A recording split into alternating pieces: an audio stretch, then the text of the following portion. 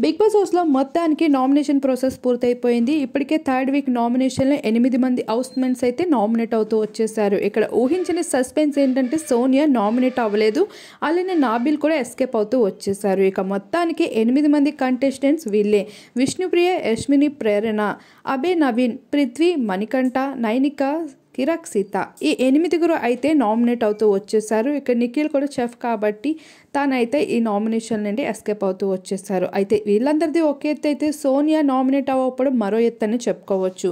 నెగిటివిటీతో big boss అంతా హడలెత్తిస్తూ వచ్చేసిన సోనియా హైలైట్గా నిలిచిపోయిందని చెప్పాలి ఈ నామినేషన్లో తప్పించుకుంటూ. ఇక మణికంఠ ఇచ్చి పడేసరి ఈ నామినేషన్లో. ప్రోమో చూస్తేనే అనిపిస్తుంది కదా, ఈసారి ఎపిసోడ్లో కూడా తను లైవ్లో ఏకంగా ఈసారి నేను ఎలిమినేట్ అవ్వలేదా అంటూ ఆనందపడిపోతూ ఉన్న విధానానికి మణికంఠకి ఇది ఒక ప్లస్ ఎపిసోడ్గా అయితే మారిపోయింది.